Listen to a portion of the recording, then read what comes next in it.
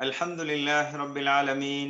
اللهم صل على محمد وعلى آل محمد كما صليت على إبراهيم وعلى آل إبراهيم إنك حميد مجيد.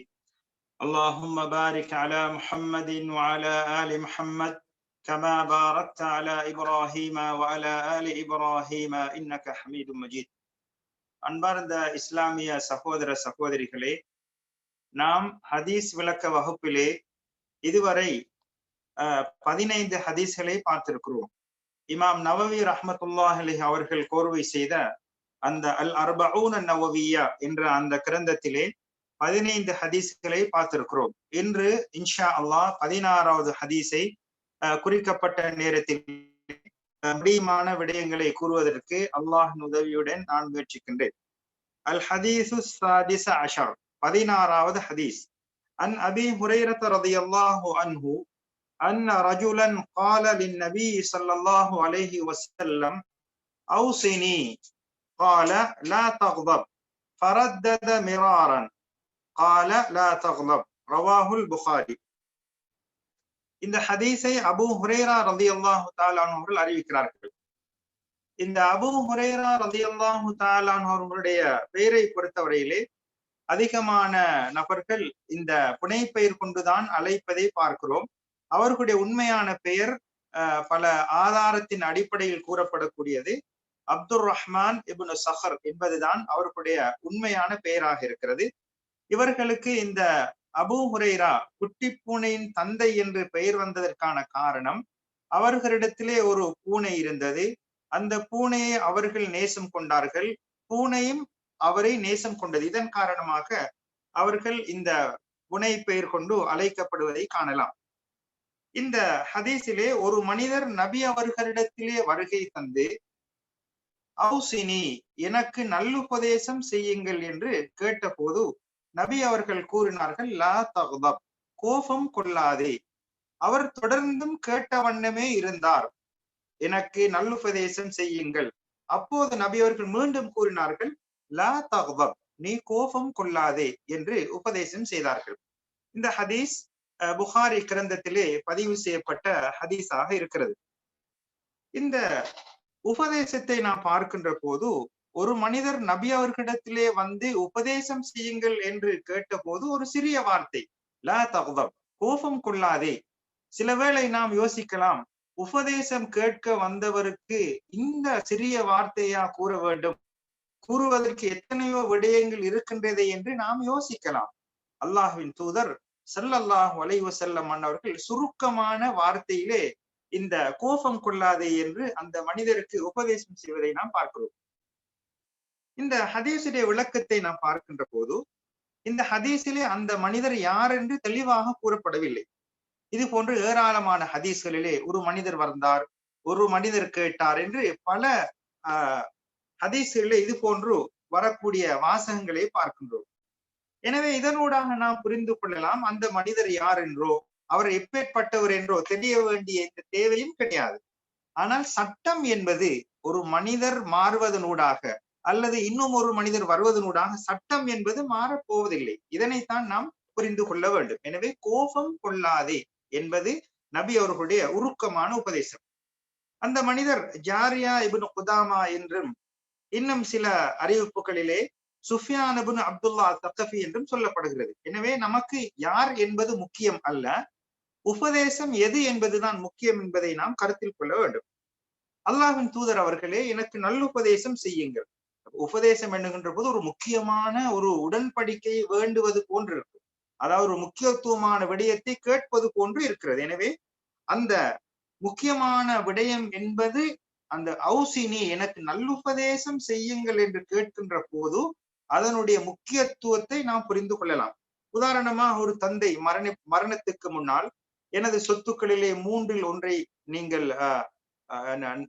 தர்மம் செய்யுங்கள் அல்லது ஏதாவது ஒன்றை அவர்கள் உபதேசம் செய்வார், அல்லது பிள்ளைகளிலே சிறிய மகனை நீங்கள் பார்த்து கொள்ளுங்கள் என்று இது போன்ற ஒரு முக்கியமான சில விடயங்களை உபதேசம் செய்வதை நாம் பார்க்கலாம். எனவே அதன் முக்கியத்துவம் கருதிதான் ஒருவர் உபதேசத்தை வேண்டுகிறார் என்பதை நாம் புரிந்து கொள்ள வேண்டும்.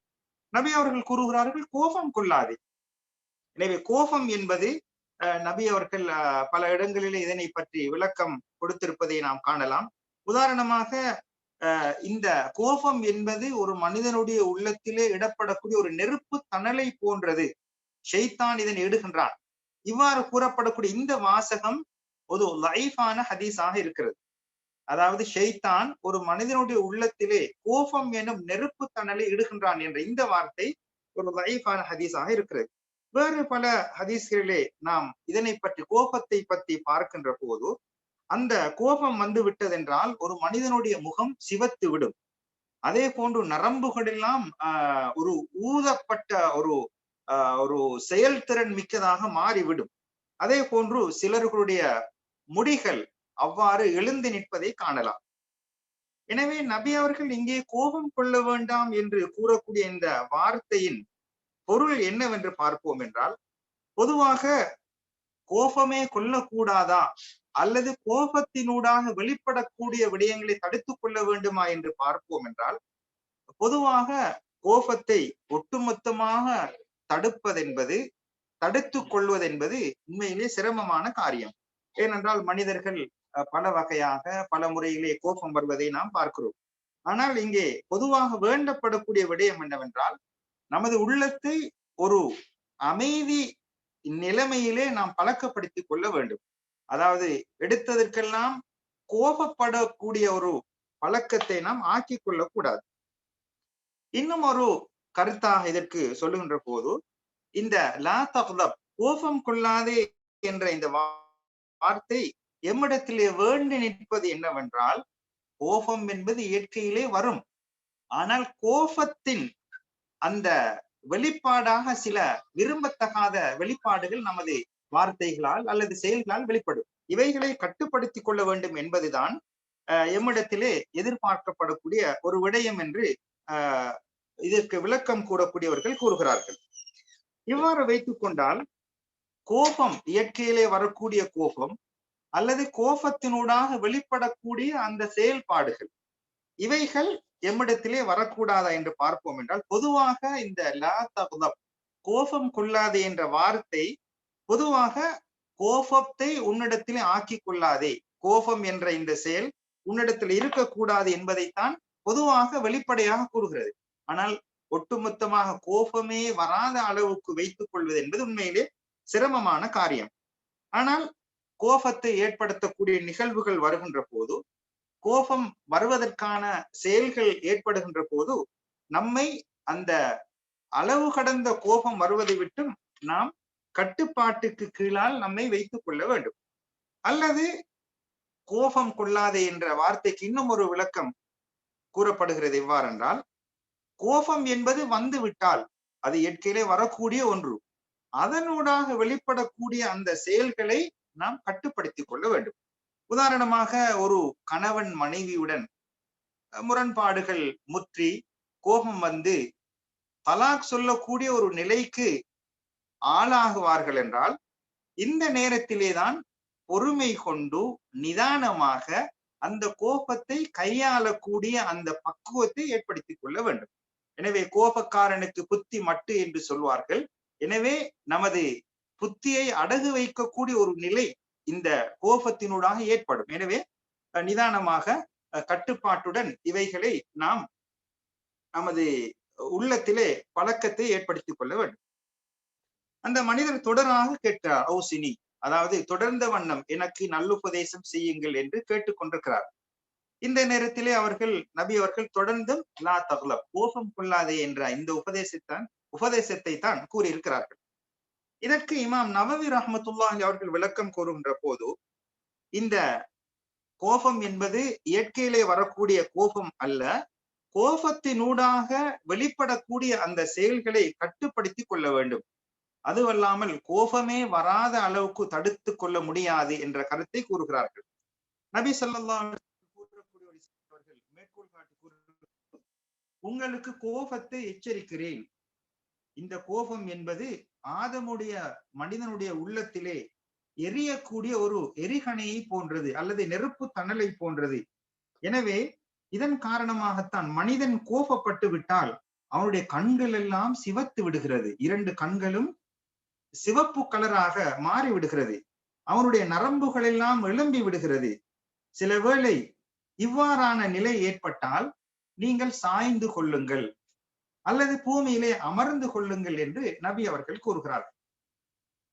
இன்னும் ஒரு மனிதர் நபி அவர்களிடத்திலே வருகை தந்து, அல்லாஹ்வின் தூதர் அவர்களே, நான் சுவர்க்கத்துக்கு நெருங்குவதற்கான ஒரு விடயத்தை எனக்கு உபதேசம் செய்யுங்கள் அல்லது கற்றுத்தாருங்கள் என்று கேட்ட போது, சுவர்க்கத்துக்கு நெருங்குவதற்கும் நரகத்தை விட்டு தூரமாவதற்கும் ஒன்றை எனக்கு கற்றுத்தாருங்கள் என்று கேட்ட போது நபி அவர்கள் கூறினார்கள், லா தக்லப், கோபம் கொள்ளாதே, உனக்கு சுவர்க்கம் கிடைக்கும் என்று உபதேசம் செய்திருக்கிறார்கள். மேலும் நபி அவர்கள் கூறுகிறார்கள், இந்த கோபம் என்பது ஷைத்தானிடத்திலிருந்து வரக்கூடிய ஒன்று. எனவே ஷைத்தான் என்பவன் நெருப்பிலிருந்து படைக்கப்பட்டுள்ளான். எனவே அந்த நெருப்பை அணைப்பதற்கு முடியுமான ஒரு விடயம்தான் தண்ணீர். எனவே உங்களுக்கு கோபம் வந்தால் வுது செய்து கொள்ளுங்கள். அந்த கோபத்தை இந்த வுது செய்யக்கூடிய அந்த நீரின் மூலமாக வுது செய்கின்ற போது அது தணிந்து விடும் என்று நபி அவர்கள் கூறுகிறார்கள். அதே போன்று அபூதர் அல் கிஃபாரி ரலியல்லாஹு அன்ஹு அவர்கள் அறிவிக்கக்கூடிய ஒரு செய்தியிலே நபி ஸல்லல்லாஹு அலைஹி வஸல்லம் அவர்கள் எங்களுக்கு கூறியிருக்கிறார்கள், உங்களில் ஒருவர் நின்ற நிலையிலே உங்களுக்கு கோபம் வரும் என்றால் அவ்வாறு அமர்ந்து விடுங்கள். அவ்வாறு அமர்ந்தும் கோபம் உங்களை விட்டு செல்லவில்லை என்றால் சாய்ந்து கொள்ளுங்கள், படுத்துக் கொள்ளுங்கள் என்று உபதேசம் செய்திருக்கிறார்கள். அதே போன்று ஈசா அலைஹிஸ்ஸலாம் அவர்கள் யஹ்யா இப்னு ஜக்கரியா நபியுடைய மகன் யஹ்யா அலைஹிஸ்ஸலாம் அவர்களுக்கு உபதேசம் செய்கின்ற போது, நான் உங்களுக்கு பயனுள்ள அறிவை போதிக்கக்கூடிய ஆசிரியராக இருக்கிறேன், எனவே நீ கோபம் கொள்ளாதே. எவ்வாறு நான் கோபம் கொள்ளாமல் இருக்க முடியும் என்று கேட்ட போது அவர்கள் கூறினார்கள், உன்னை கோபப்படுத்தக்கூடிய ஒரு விடயம் உன்னிடத்திலே இருக்கும் என்றால், அதாவது நீ எதன் காரணமாக கோபம் வருகிறதோ அந்த சொல்லப்பட்ட விடயம் முன்னிடத்திலே இருக்கும் என்றால் நீ அல்லாஹ்விடத்திலே தௌபா செய்து கொள், அஸ்தக்ஃபிருல்லாஹ், பாவ மன்னிப்பு கோரிக்கொள். கூறப்பட்ட விடயம் உன்னிடத்திலே இருக்கிறதா, அஸ்தக்ஃபிருல்லாஹ், பாவ மன்னிப்பு கேட்டுக்கொள். உனக்கு சொல்லப்படக்கூடிய வார்த்தையினூடாக உனக்கு கோபம் வரக்கூடிய விடயம் முன்னிடத்தில் இல்லை என்றால் அல்லாஹ்வை புகழ்ந்து கொள். இது உனக்கு நன்மை ஈட்டி தரக்கூடிய ஒரு விடயமாக இருக்கும் என்று அவர்கள் உபதேசம் செய்கிறார்கள். எனவே ஒரு விடயத்தின் காரணமாக நாம் கோபப்படுவோம் என்றால் உண்மையிலே அந்த செயல் நம்மிடத்தில் இருந்தால் நாம் அஸ்தக்ஃபிருல்லாஹ் என்று சொல்லுவோம். அல்லது சொல்லப்படக்கூடிய விடயத்தினூடாக நமக்கு கோபம் வருகிறது, அந்த விடயம் நம்மிடத்தில் இல்லை என்றால் நாம் அல்லாஹ்வை புகழ வேண்டும். வெறுமனே இல்லாத ஒன்றை என் மீது கட்டுகிறார்கள் என்ற ஒரு விடயத்தை போன்று இவ்வாறு நடைபெறக்கூடிய விடயம் நமக்கு ஒரு நன்மை ஈட்டித் தரும் என்ற செய்தியை ஈசா அலைஹிஸ்ஸலாம் அவர்கள் உபதேசமாக செய்திருக்கிறார்கள். அதே போன்று அம்ர் இப்னு ஆஸ் ரலியல்லாஹு அவர்கள் கூறக்கூடிய ஒரு செய்தியிலே, அதாவது நபி அவர்கள் லா தக்லப், கோபம் கொள்ளாதே உபதேசம் செய்திருக்கிறார்கள். அதே போன்று லுக்மானுல் ஹக்கீம், அந்த அறிஞர் தனது மகனுக்கு உபதேசம் செய்கின்ற போது, நீ ஒருவரை நண்பராக எடுத்துக் கொள்வதற்கு நாடினால், தனது மகனுக்கு அவர்கள் உபதேசம் செய்யக்கூடிய ஒரு செய்தி, நீ ஒருவனை நண்பனாக, அதாவது சகோதரனாக ஆக்கிக் கொள்ள நீ நாடினால் அவனை நீ கோபப்படுத்து, அவனுக்கு கோபம் ஏற்படுத்தக்கூடிய ஏதாவது ஒன்றை செய். அந்த நேரத்திலே அந்த மனிதன் கோபத்துடன் நீதமாக நடந்து கொள்வான் என்றால் அவனை நண்பனாக எடுத்துக்கொள். கோபத்துடன் நீதமாக நடந்தால் நண்பனாக எடுத்துக்கொள். அல்லது நீதம் தவறி எல்லை மீறிவிட்டால் நீ எச்சரிக்கையுடன் அந்த நட்பை நீ விட்டுக்கொள், எச்சரிக்கையாக இரு என்று உபதேசம் செய்தார். இந்த ஹதீஸிலே நாம் ஏராளமான படிப்பினைகளை நாம் கொள்ளலாம். உண்மையிலே சிறிய விடயம். நாம் யோசிக்கலாம், உபதேசம் கேட்க வந்த மனிதருக்கு இதையா சொல்ல வேண்டும், எத்தனையோ விடயங்களை சொல்லலாமே என்று யோசிக்கலாம். ஆனால் அல்லாஹ்வின் தூதர் ஸல்லல்லாஹு அலைஹி வஸல்லம் மன்னவர்கள் எதை யாருக்கு எப்போது எப்படி உபதேசம் செய்ய வேண்டும் என்று ஞானம் கொடுக்கப்பட்டவர்கள். எனவே அவர்கள் நபியாக இருக்கிறார்கள், அல்லாஹுடைய தூது செய்திகளை எத்தி வைக்கக்கூடியவர்களாக இருக்கிறார்கள். அந்த வகையிலே இந்த ஹதீஸின் மூலமாக நாம் பெறக்கூடிய படிப்பினை, சஹாபாக்கள் எந்த அளவுக்கு ஆர்வமாக ஆசையாக இருந்திருக்கிறார்கள்.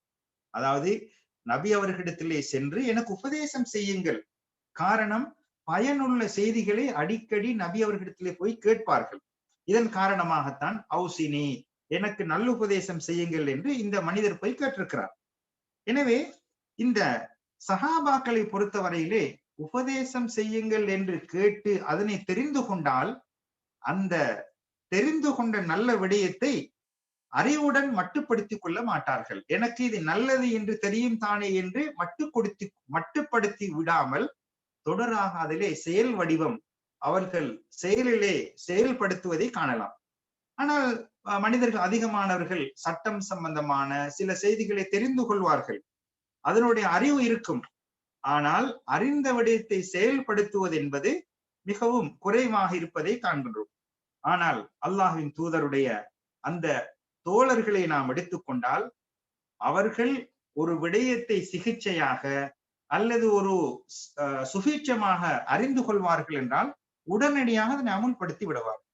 இங்கே கோபம் கொள்ளாதே என்ற செய்தி வந்துவிட்டால் அதனை வாழ்விலே அவர்கள் செயல்படுத்துவதற்கு தன்னை பழக்கப்படுத்திக் கொள்வார்கள், பக்குவப்படுத்திக் கொள்வார்கள். அவ்வாறு நடந்தார்கள் என்ற ஏராளமான உதாரணங்களை பார்க்கலாம். எனவே இந்த ஹதீஸ் மூலமாக சஹாபாக்களுடைய ஆர்வத்தை நாம் புரிந்து கொள்ளலாம். இரண்டாவதாக, அந்த கேட்கக்கூடிய மனிதருக்கு நபி அவர்கள் எத்தி வைத்த செய்தி. எனவே அந்த கேட்ட மனிதருடைய அந்த சமகால அல்லது அந்த உரிய நேரத்திலே அவருக்கு என்ன தேவையோ, அவர் எதனை எதிர்பார்த்து நிற்கின்றார் என்பதை அறிந்து சொல்லப்பட்ட ஒரு விடயம். உதாரணம், இது ஒரு அடிப்படையான விடயம். சில வேளை நம்மிடத்தில் உபதேசம் கேட்கின்ற போது நாமும் சில வேளை ஆட்களை பொறுத்து உபதேசங்கள் மாறுவதை காணலாம். இது இந்த ஹதீஸினூடாக நாம் பெறக்கூடிய ஒரு முக்கியமான படிப்பினை. எனவே அந்த மனிதருடைய தேவையின் நிமித்தம் அதற்கு தேவையான உபதேசங்களை செய்வது. எனவே இதனை நாம் தெளிவாக புரிந்து கொள்வோம் என்றால் எம்மிடத்திலே தேவையற்ற சந்தேகங்கள் வரமாட்டாது. ஏனென்றால் ஆளுக்கு ஆள், தேவைக்கு தேவை உபதேசங்கள் வேறுபடும் என்பதை புரிந்து கொள்ளலாம். சிலர்கள் கேட்கலாம், அல்லாஹ் அல் குர்ஆனிலே கூறியிருக்கிறான், உங்களுக்கு முன் வேதம் கொடுக்கப்பட்டவர்கள் மீதும் உங்கள் மீதும் அனித்தகுல்லாஹ், அல்லாஹ்வை அஞ்சு கொள்ளுங்கள் என்று நாம் உபதேசம் செய்திருக்கின்றோம் என்று அல்லாஹ் கூறுகிறான். ஏன் இதனை நீங்கள் கூற முடியாது என்று கேட்கலாம். எனவே நாம் புரிந்து கொள்ள வேண்டிய விடயம், கேட்கக்கூடிய மனிதன் அவனுக்கு தேவையான விடயங்களை பொருத்தமான முறையிலே சொல்ல வேண்டும் என்பதை நபி அவர்களுடைய இந்த ஹதீஸ் நமக்கு தெளிவுறுத்துகிறது. சில வேளை அந்த மனிதர் கோபத்துடன் கேட்டிருக்கலாம், அல்லது அவருடைய சுபாவம் கோபமாக இருக்கலாம். இதனை அறிந்து நபி அவர்கள் கோபப்படாதே என்று உபதேசம் செய்திருக்கிறார். இன்னும் பல ஹதீஸை நாம் பார்க்கலாம். ஒரு மனிதர் கேட்பார், எனக்கு உபதேசம் செய்யுங்கள் என்று கேட்டபோது நபி அவர்கள் கூறுவார்கள், கெட்ட நட்புகளை விட்டும் எச்சரிக்கையுடன் இருந்து கொள், கெட்ட நண்பர்களை விட்டும் ஒதுங்கிக் கொள் என்று கூறுவார்கள். இன்னும் சிலர் உபதேசம் செய்கின்ற போது, உனது குடும்பத்துடன் அல்லது மனைவி மக்களுடன் நீ மனைவியுடன் அழகான முறையிலே நட்பண்புடன் நடந்து கொள் என்று உபதேசம் செய்வார்கள். எனவே இந்த அடிப்படையான இந்த சட்டத்தை நாம் விளங்கிக் கொள்வோம் என்றால் பல சச்சரவுகளுக்கு ஒரு தீர்வாக அமைந்து விடும். எனவே நபி ஸல்லல்லாஹு அலைஹி வஸல்லம் அன்னவர்கள் அந்த மனிதனுடைய தேவையின் நிமித்தம் தான் அதனை செய்திருக்கிறார்கள் என்பதை நாம் புரிந்து கொள்ளலாம். அதே போன்று இந்த ஹதீஸிலே பெறக்கூடிய படிப்பினை தான், கோபம் என்பது தடுக்கப்பட வேண்டிய ஒரு செயல், விரும்பத்தகாத செயல். எனவே இந்த விரும்பத்தகாத கோபம் நிகழ்கின்ற போது அதனூடாக பல விரும்பத்தகாத கெட்ட செயல்கள் ஏற்படுவதற்கு ஒரு காரணமாக இருக்கிறது. எனவே இந்த கோபம் என்பது ஒரு விரும்பத்தகாத செயல். இதன் காரணமாகத்தான் இந்த கோபம் ஒருவனுக்கு வந்து விட்டால் அவன் மனைவியை தலாக் சொல்லிவிட்டு அந்த கோபத்தின் மூலமாக தனது புத்தியை அடகு வைத்து அவசரப்பட்டு தலாக் சொல்லிவிட்டு பிறகு இந்த தலாக் சம்பந்தமாக அதிகமான மனிதர்கள் மனம் வருந்துவதையும் நான் கோபத்தில் சொல்லிவிட்டேன் என்று கூறக்கூடிய காட்சிகளை நாம் பார்க்கின்றோம். கடைசியில் சொல்வார்கள், நான் இதற்கு பின்னால் உன்னுடன் பேச மாட்டேன், எனக்கும் உனக்கும் எந்த தொடர்பும் கிடையாது என்று கோபத்தின் உச்சகட்டத்திலே வாய் விட்டு விடுவார்கள். கடைசியிலே அவர்கள் கவலைப்படக்கூடிய காட்சியை பார்க்கிறோம். எனவே கோபத்தை கட்டுப்படுத்திக் கொள்வோம் என்றால் பின்னர் சஞ்சலப்படக்கூடிய கவலைப்படக்கூடிய அந்த நிலையை விட்டும் நம்மை பாதுகாத்துக் கொள்ளலாம். எனவே இவ்வாறு நாம் கோபம் என்ற விரும்பத்தகாத செயல் எம்மிடத்தில் ஏற்பட்டு விட்டதென்றால் அதற்கு என்ன செய்யலாம் என்று பார்ப்போம் என்றால், இதற்கு நபி அவர்களிடத்திலே நபி அவர்கள் காட்டிய அழகான வழிமுறைகள் இருக்கிறது. சில வழிமுறைகள் சொல் சார்ந்த வழிமுறைகளும் செயல் சார்ந்த வழிமுறைகளும் இருக்கிறது. சொல் சார்ந்த வழிமுறைகளை எடுத்துக்கொண்டால் நபி அவர்கள் கூறுகிறார்கள், ஒரு மனிதரை கண்டு அவன் கடுமையான கோபத்திலே இருந்த வேளையிலே அந்த மனிதருக்கு உபதேசம் செய்கின்ற போது, எனக்கு ஒரு வார்த்தை தெரியும், அந்த வார்த்தையை அவன் கூறினால் அவனிடத்திலே இருக்கக்கூடிய கோபம் அவனை விட்டு பறந்துவிடும், நீங்கிவிடும் என்று கூறினார்கள். அதுதான் அஊது பில்லாஹி மினஷ் ஷைத்தானிர் ரஜீம். கோபம் வருகின்ற போது இந்த வார்த்தையை நாம் கூறிக்கொள்ள வேண்டும். இது நபி அவர்கள் காட்டி தந்த வழிமுறையாக இருக்கிறது. செயல் சார்ந்த தீர்வுகளை எடுத்துக்கொள்வோம் என்றால், ஒரு மனிதன் நின்ற நிலையிலே கோபம் வரும் என்றால் அவன் அமர்ந்து விட வேண்டும். அமர்ந்தும் கோபம் அவனை விட்டு போகவில்லை என்றால் அவன் சாய்ந்து கொள்ள வேண்டும், படுத்துக் கொள்ள வேண்டும். ஏனென்றால் கோபம் ஏற்பட்ட மனிதன் ஒரு நிலையிலிருந்து இன்னொரு நிலைக்கு மாறுகின்ற போது அந்த கோபம் தணிவதற்கான ஒரு காரணமாக இது அமைகிறது. எனவே உள்ளார்ந்த அந்த கோபத்தினூடாக அந்த உஷ்ணம் அடைந்த அல்லது உடலிலே ஏற்பட்ட மாற்றங்கள் ஒரு இடத்திலிருந்து மாறுகின்ற போது அது நீங்குவதற்கான ஒரு காரணமாக அமையும் என்பதை இந்த ஹதீஸினூடாக நாம் புரிந்து கொள்ளலாம். அதே போன்றுதான் ஒரு மனிதர் இந்த அமர்ந்தும் அவருடைய கோபம் நீங்கவில்லை என்றால், படுத்தும் போகவில்லை என்றால் அவர் வுது செய்து கொள்ள வேண்டும். என்றால் வுது செய்கின்ற போது அந்த கோபத்தினான அந்த உஷ்ணம் இந்த வுது செய்வதனூடாக நீங்கிவிடும், அந்த கோபத்தை அணைத்துவிடும் என்று நபி அவர்கள் கூறிய ஹதீஸ் நமக்கு ஆதாரமாக இருக்கிறது. எனவே இது மாத்திரம் தானா தீர்வுகள் என்றால் இல்லை. சில வேளை கோபம் வந்து விட்டால் அந்த இடத்தை விட்டு சிலர்கள் வெளியேறி விடுவார்கள். இது உண்மையிலே இன்னும் ஒரு தீர்வாக அமையும். ஏனென்றால் இருக்கின்ற போது கோபம் கண்முன்னே அந்த கோபத்துக்கு காரணமானவர் இருக்க இருக்க கோபம் அதிகரிப்பதற்கான வாய்ப்பு. அந்த இடத்தை விட்டு சென்று விட்டால் விரும்பத்தகாத நிகழ்வுகள் ஏற்படாமல் தடுப்பதற்கு இந்த நகர்வு ஒரு காரணமாக அமையும். அதே போன்று இந்த ஹதீஸினூடாக நாம் படிக்கக்கூடிய இன்னும் ஒரு முக்கியமான படிப்பினை தான், இஸ்லாமிய மார்க்கம் என்பது கெட்ட பண்புகள் அனைத்தையும் தடுக்கிறது. விரும்பத்தகாத வெறுக்கத்தக்க எல்லா செய்திகளையும் தடுக்கிறது. எனவே இந்த கோபம் என்பது விரும்பத்தகாத ஒரு செயல். அதே நேரத்திலே விரும்பத்தகாத செயல்களை தடுக்கின்ற அதே நேரத்திலே இஸ்லாம் நட்பண்புகளை நீங்கள் வரவழைத்துக் கொள்ள வேண்டும், உங்களிடத்திலே ஏற்படுத்திக் கொள்ள வேண்டும் என்றும் வலியுறுத்துவதை நாம் காணலாம். எனவே நமது உள்ளத்தை கோபம் ஏற்படுத்தக்கூடிய நிகழ்வுகள் வருகின்ற போது நாம் பக்குவமாக அதனை சுமப்பதற்கு, எதிர்கொள்வதற்கு நம்மை பழக்கப்படுத்திக் கொள்ள வேண்டும். எதற்கெடுத்தாலும் கோபப்படுவதை விட்டும் நம்மை பாதுகாத்துக் கொள்ள வேண்டும். நபி ஸல்லல்லாஹு அலைஹி வஸல்லம் அவர்களிடத்தில் ஒரு மனிதர் அவருடைய ரிதா, அந்த தலைப்பாகையை அவர் இழுக்கின்ற போது அவருடைய கழுத்து வரை அது நபி அவர்களுக்கு அந்த அவருடைய இழுவை போய் சென்றது. நபி அவர்கள் அவரை திரும்பி பார்த்து சிரித்தார்கள். விரும்பினால் அந்த கோபத்தின் வெளிப்பாடாக ஏதாவது செய்திருக்கலாம். நபி அவர்கள் பொறுமையாக அந்த விடயத்தை கையாண்டு அவர்கள் தீர்வு கண்டதை நாம் காணலாம். எனவே நாம் கோபம் ஏற்படுகின்ற போது நம்மை முடியுமான அளவுக்கு பொறுமை காத்து அதனை கட்டுப்படுத்திக் கொள்வோம் என்றால் அதனூடாக நமது உள்ளம் பல சோர்வு நிலைக்கும் தேவையற்ற நிலைக்கும் ஆளாகுவதை விட்டும் நாம் பாதுகாப்பு பெறுவோம். எனவே கோபம் என்பது ஒரு விரும்பத்தகாத செயல். இயற்கையிலே கோபம் வரும், ஆனால் கோபத்தை அடக்குவதற்கும் அதனை கட்டுப்பாட்டுக்கு கீழால் வைத்துக் கொள்வதற்கும் நம்மை நாம் பழக்கப்படுத்திக் கொள்ள வேண்டும். அவ்வாறு வந்தால் அந்த நபி அவர்கள் காட்டிய சொல் சார்ந்த அஊது பில்லாஹி மினஷ் ஷைத்தானிர் ரஜீம் என்ற வார்த்தையை கூறுவது, அல்லது நின்ற நிலையிலே கோபம் வந்தால் அமர்ந்து கொள்வது, அதுவும் பயனளிக்கவில்லை என்றால் அமர்ந்து கொள்வது அல்லது உறங்கிக் கொள்வது, அதுவும் பயனளிக்கவில்லை என்றால் வுது செய்வது அல்லது அந்த இடத்தை விட்டு நகர்ந்து கொள்வது போன்ற விடயங்களை நபி அவர்கள் கூறிய அந்த வழிகாட்டலை பின்பற்றி கோபம் என்ற அந்த விரும்பத்தகாத செயல் எம்மிடத்திலே வளர்க்கப்பட்டு விடாமல் நம்மை பாதுகாத்துக் கொள்வதற்கு நாம் முயற்சிக்க வேண்டும். எனவே வல்லவன் அல்லாஹ் நபி அவர்களுடைய போதனைகளை கேட்டு வாழ்விலே அழகிய முறையில் பின்பற்றக்கூடிய பாக்கியத்தை நம் அனைவர்களுக்கும் தந்தருள்வானாக. ஆமீன்.